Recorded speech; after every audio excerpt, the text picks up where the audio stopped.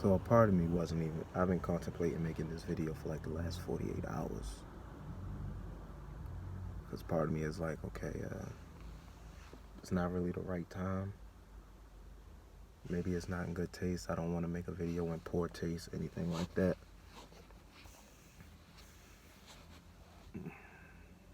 Also, I couldn't make the video because it's just like, yo, this shit just like does not feel real. Like,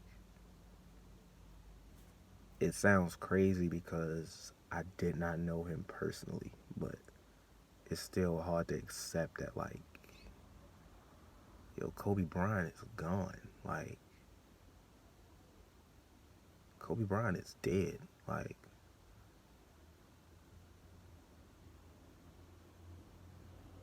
I just can't shake it. I can't even explain the feeling. Like, I've dealt with death a lot in my life, especially in the last 5 years.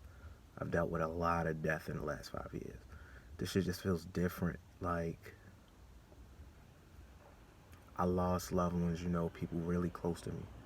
I did not know Kobe at all, but I knew Kobe, if you understand what I'm saying. Like, I love basketball. Basketball is a massive part of my life. And Kobe Bryant is a massive reason why I got into basketball. And it's like, I was born in 93. When I started watching basketball, for my generation, you really loved you loved Kobe, you loved AI, you loved T-Mac, you loved Shaq. And he's part of the reason I love basketball. He's not the sole reason, but he's a huge reason. Kobe was the guy. Like, the era before me had Jordan. I had Kobe. This era has LeBron. Kobe was my guy. And it's like I always appreciated Kobe. I always loved Kobe. I always loved watching Kobe. And with him gone, it's like that portion of that part of my life is it's like that part of my life is dead. Like, and that sounds terrible to say because I know there was much more to my life than that, but that was a big part of my childhood. Basketball was a big part of my childhood. Basketball shaped who I am. Kobe Bryant and his mentality shaped who I am today. Like, I was me from 5 years ago, 4 years ago, 6 years ago. I would not be in front of a camera right now. I would not be talking to people right now. I was shy. I was not confident. But seeing how confident Kobe was, seeing the mentality he had going into anything, going into basketball, going into retirement, taking taking over things past retirement, stuff like that helped me. It didn't solely shape my confidence, but it helped me a lot, and it made me who I am now. I'm open. I'm confident. I believe I can literally do anything I want to if I want to do it, and that's definitely has a lot to do with Kobe Bryant.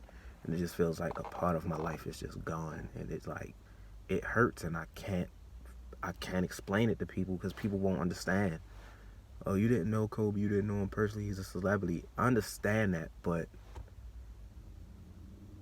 only way I can explain it to you is that it hurts, and it does, and I can't explain it. And I don't know, like, it's just, I can't shake it. It's like, he's really gone, and it's like,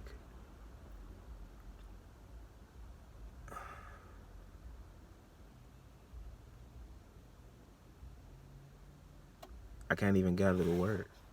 And it's like, I love to do, like, videos in, in a car as opposed to my room, because this is where I feel more comfortable, open, myself, free. Like, when I'm in a car alone, I'm a completely different person. And I know if I didn't do this right now while it was on my mind, I probably wouldn't have gotten around to it. But loving Kobe watch loving watching Kobe growing up was one thing, but it's like, yo, Following him after his retirement, was like a completely different thing, and I loved him so much more. The guy was not afraid to do anything. You couldn't tell him he couldn't do anything. The guy retired as, in my eyes, the second greatest basketball player of all time, and he won a fucking Oscar. If I'm not mistaken, he won an Emmy. He wrote children's books. He is an advocate for women's basketball. He was loving to be a father to his girls. He fell out of love with basketball. He didn't fall out of love with basketball, but he wasn't following the game anymore. And the one thing that got him back into basketball was Gigi, because Gigi fell in love with the game, and he said it on the podcast. Once she fell in love with the game, they bonded over it together. They bought league pass. They would watch games. They would go to games. You see that meme that always goes around with him explaining the game to her finishing his sentence, and the fact that they won't be able to experience that together anymore because they both died on that helicopter. I can't understand. I don't understand it. When I saw that, I was like, yo, I hope and I wish that the day I have kids, that they love basketball as much as I love basketball, and that we can share a bond like that, and I can teach my kid basketball like that. And seeing them bond over that, and him falling back in love with the game and her falling in love with the game, and them doing it together, and it was just taken from him. I just can't understand it. And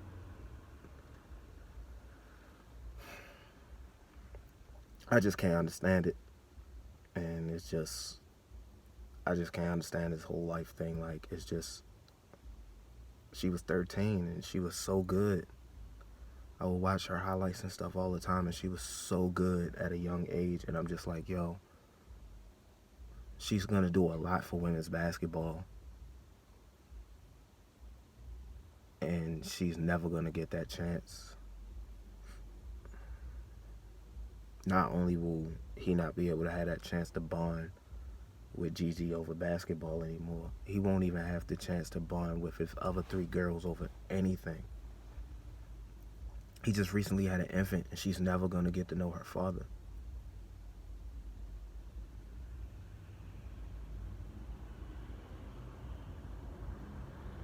I just know that even though, I feel like I lost somebody, and I did, but his memory is not dead. I can watch Kobe highlights all the time. Fucking Kobe Bryant dropped 62 points in 3 quarters on my Dallas Mavericks in 2005. December of 2005 or November in 2005. 3 quarters, 62 points by himself. And my Dallas Mavericks scored 61 points through 3 quarters as a team. And you just like shake your head. And you're just like, but that's Kobe. The guy was 37 years old, scored 60 points in his last game when his team was down and he needed him. And they won the game. And you just like, man, that's Kobe. 81 points in the game, the second most all time. And you're just like, damn, that's Kobe. Played for 20 years, so I'll always have stuff to look back on, but I was so excited about his post-basketball career, and now I won't be able to see his progress. He was only 41 years old. He was really just starting to live his life. He was in the prime of his life, doing what he loved, being a father, writing, teaching kids the game of basketball, and he was so excited when you hear him talk about it, and it just sucks that that's gone now. It sucks that, Gigi is gone now and we won't be able to see her progress. And rest in peace to the other 7 passengers as well, because one of those girls was Gigi's teammate, and now she won't be able to do what she loved, playing basketball. And they also had another daughter And that girl had a sister, and now her father and her mother, her sister, are taken away from her. And I can only imagine what that's like, having 3/4 of your family just wiped out. But when I have children, if I'm lucky enough to have children someday, boy or girl, they love basketball the way I love basketball, and I really hope they love basketball the way I love basketball, they will know Kobe Bryant. We'll watch Kobe highlights together. I'll teach them the game, show them. They can learn from him. We can bond over highlights together. We can laugh over highlights together. But yeah, my kids will know Kobe Bryant. I guess I just wanted to make this video. It's like a love letter, you know.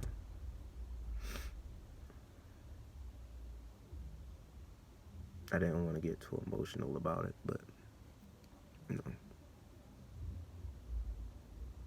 it's gonna be okay. You know, it's just something to deal with. I always wanted to meet Kobe someday. He was on the list of 5 celebrities who all happen to be athletes that I want to meet someday. So I'm not a religious person. I don't know what the afterlife is like. Nobody does. But if there is truly an afterlife, then you know, I'll see you someday. Mom out.